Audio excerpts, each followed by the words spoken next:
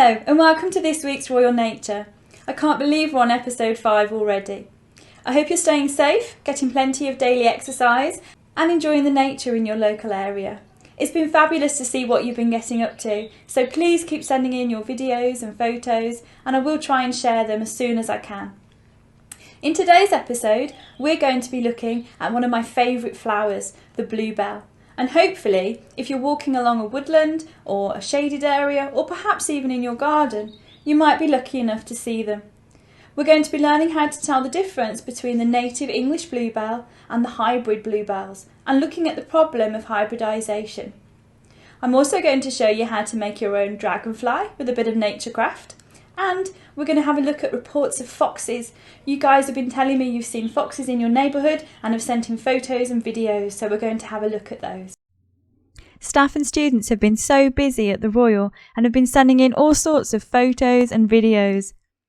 Here we can see Bonham, Mr. Heywood's dog, fully supporting the NHS and causing havoc in Mr. Heywood's garden. Here he is, chasing a stick. It's great to see Bonham keeping busy and making sure Mr. Heywood gets his daily exercise. Mrs. Hale has been cycling around her local area and managed to get this fabulous shot of a heron. Rosa has been collecting flowers and making beautiful displays. Remember to always ask an adult before picking flowers, particularly wildflowers, as they may be rare or poisonous. And here are some photos sent in by Samira in Year 3. We have 2 shield bugs, a magpie and a wood pigeon. Samira is going to give us a tour of her garden now. Hello, my name is Samira and today I'm going to be showing you some plants that have grown naturally in my garden. So firstly, we've got this plant that has got blue streaks and I think it might be a bluebell, but it looks really pretty, that's all I can say. And it's got really nice curved petals. And hopefully we get more of these in our garden.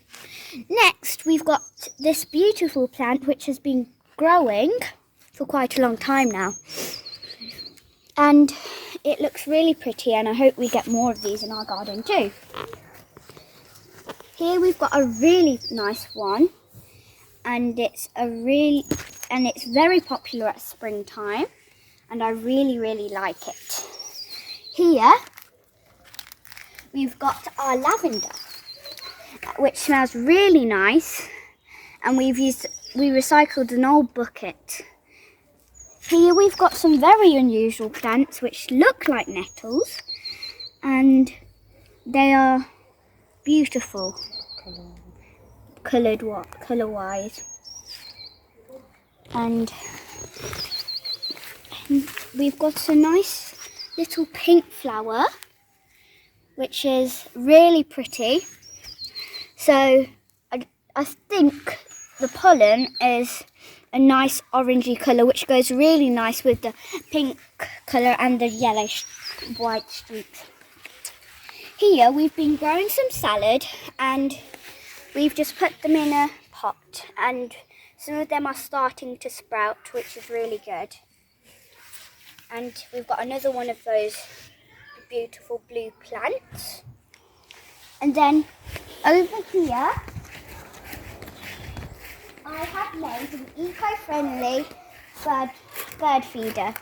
So what I done was I put it all together using tape, yeah, and then I used milk bottles and put them all together and put some milk lids on, and then I made some doors out of the milk cartons. That's it, and I hope you enjoyed my garden tour. Bye. Joseph in Year 7 has been filming the starlings nesting on his neighbour's roof. You can see here the female bringing what looks like a worm for her babies. They're almost ready to fledge. Both parents have been super busy, bringing food, keeping the nest clean and chasing off magpies. You can hear the baby starlings and the parents all calling to each other.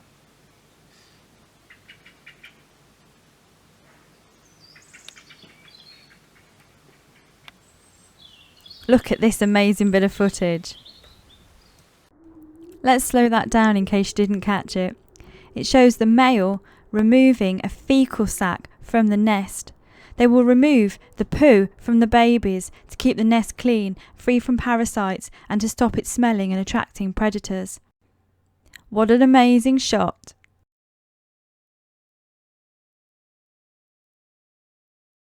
There is perhaps nothing more evocative of British springtime than the English bluebell. At this time of year, woodlands come alive in a sea of blue. The delicate flowers carpet the ground and ring out the arrival of spring through dappled light. It's thought that the bluebells have been around for about 8,000 years, and they've long held a place in our hearts, in our culture, literature, mythology, and indeed traditional folklore says that the ringing of the bells can only be heard by fairy ears. Half of the world's bluebell populations are actually found in the UK.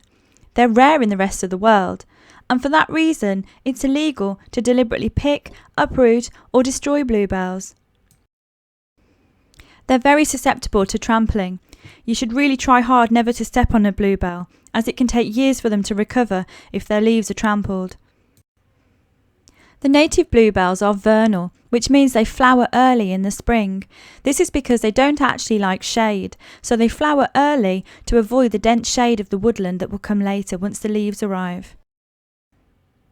In the UK, we have two species of bluebell, the native English bluebell and the non-native Spanish bluebell. But the problem is that they commonly hybridise, which means that their genetics can mix, and this poses a real threat to the rarer English bluebell. You should never plant a bluebell unless it is the native variety, especially if there's a native population nearby. It is thought that the hybridisation of bluebells could lead to the extinction of the English bluebell altogether. We're going to have a look now at how you can tell the difference between them. At first glance, the native, hybrid and Spanish bluebells can all look very similar, but once you get your eye in, you'll realise there's quite a few differences. The English native bluebell has very narrow leaves, a deep blue colour, they can also be in white and pink, and the flowers are very long and tube-like. The tips of the flower curl right back upon themselves, and the flowers usually nod and hang mostly to one side of the stem. We call that the inflorescence, the flowering stem. And they have a drooping, nodding appearance. The fragrance is subtle and sweet, and the pollen is creamy or white. Contrast this now with the Spanish and hybrid varieties. These have much broader leaves, they're often more washed out blue in colour, they can also be in white and pink, and their flowers are less tube-like. The tips of the flowers don't tend to curl back on themselves as much, and the flowers can be all around the inflorescence, not just on one side. The plant and flowers tend to be much more erect, and they lack this nodding, drooping look of the native bluebell. Hybrid bluebells can often have a mixture of traits from the native and Spanish varieties, and some of the hybrids can look very like the native bluebells. Hybrids often have the flowers going all the way around the inflorescence, and although they may look similar to the native, they won't look quite so dainty and quite so nodding in their appearance. They will quite often also have blue pollen and anthers instead of the creamy white. The hybrids are most common in gardens and on the edges of woodlands, but they are moving into the centre of woodlands too and do pose a huge risk to the native English bluebell. 6 years ago, I was lucky enough to take part in a habitat restoration project, and we sowed some bluebell seeds. It can take a few years to go from seed to flower, but it was worth the wait, and 6 years later I visited and saw my seeds growing as flowers, part of a beautiful carpet of bluebells in the ancient woodland. We now move from springtime bluebells to vibrant red foxes. The red fox is the largest of the fox family, and it's the only wild member of dog in this country. It's a mammal and an omnivore, which means it eats both meat and plants. It's known as being intelligent and cunning, and is amazingly adapted to all sorts of environments, including the urban environment. It's quite common to see foxes even in the daytime in the middle of the city. The males are slightly larger than the females, and they'll eat rodents, rabbits, birds, fruit, veg, fish, frogs and worms. They can live for up to 9 years old, but the typical lifespan is 2 to 5 years, and for urban foxes it's a sadder story as their average lifespan is less than 2 years. They have a beautiful bushy tail called a brush, and they use it to keep warm, for balance and to signal to each other. They'll often leave scent at scent posts to communicate. They'll use it to mark their territory and to signal to each other if they're ready to breed. They'll have 2 to 12 pups in a litter, and the males are called dogs and the females are called vixens. Foxes are regular visitors where I live. This photo was taken a few weeks ago in my front garden.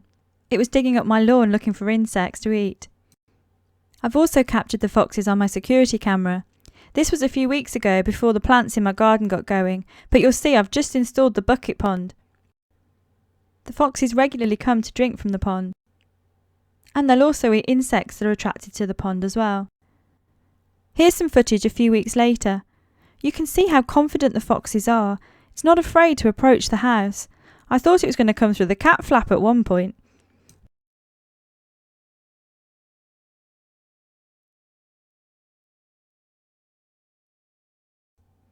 They're very intelligent and inquisitive, and it's having a good look around at the scooter and bikes.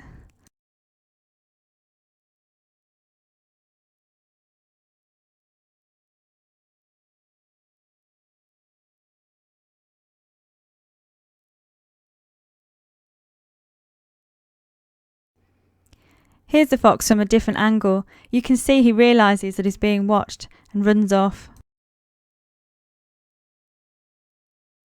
A number of you have reported seeing foxes in your garden or in your neighbourhood.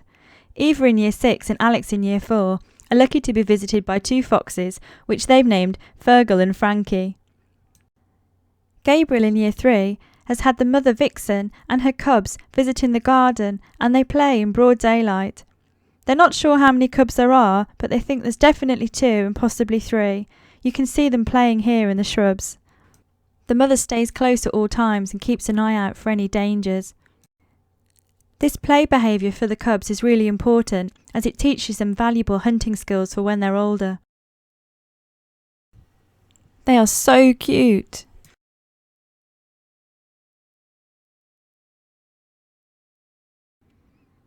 I'm going to show you now how you can tell the difference between a paw print of a fox and a dog.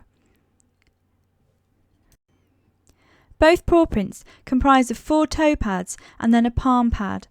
With a fox, you should be able to draw a cross through the toe pads without touching the palm pad. This is not possible with a dog. You'll also notice that the fox is a longer, thinner paw print as opposed to a dog, which is broader and more square.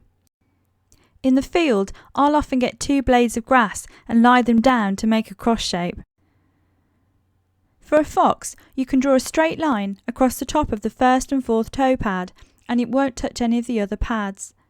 You'll also notice that with a fox, the palm pad is a similar size to the toe pads, whereas with a dog, the palm pad is significantly larger relative to the toe pad.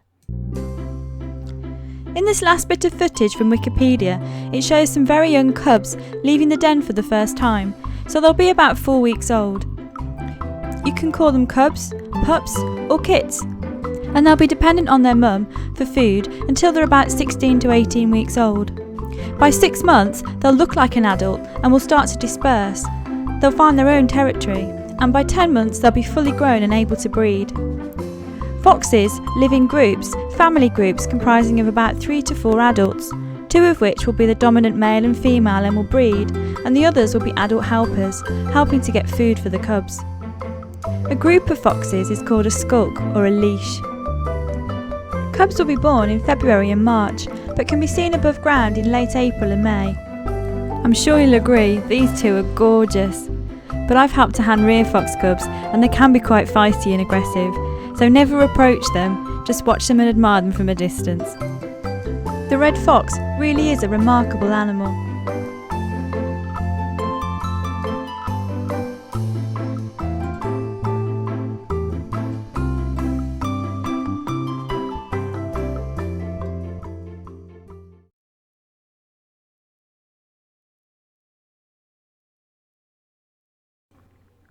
We're going to have a go at a nature activity now, and this week we're going to do some craft. I'm going to show you how to make a dragonfly. People of any age can make these dragonflies, but if a child's doing it, they will need adult supervision, as there's some cutting out of the wings and the pipe cleaners have sharp metal bits in them. For this project, you'll need 4 or 5 pipe cleaners, 2 beads, a stick or garden cane, and some wings. You can either draw and cut out the wings from paper or card, or draw it onto some acetate, or I went onto the internet and googled dragonfly wings printable, and you can print off all different types of dragonfly wings. Get your first pipe cleaner and wind it tightly around the stick, about 5 or 6 centimetres down from the end. Next, thread your 2 beads onto your second pipe cleaner, and in a figure of 8 motion, tighten the beads onto the pipe cleaner. You'll see that you've formed a head with 2 eyes. Now lie the head on the end of the stick and then wrap the rest of the pipe cleaner around the stick tightly so that the head is attached to the stick. Now it's time to make the legs, and I usually use half a pipe cleaner for each set of legs. Being an insect, there'll be 6 legs in total. So wrap the pipe cleaner around the body tightly and then just bend the ends so it looks like feet. The last stage is the trickiest. We need to attach the wings. So with another pipe cleaner or half a pipe cleaner, you need to use a figure of 8 motion to wrap the wings around the body, taking care not to get tangled with the legs. Turn the dragonfly over and snip off the remaining pipe cleaner and flatten it down so there's no sharp ends. And there you go, you've made your own dragonfly.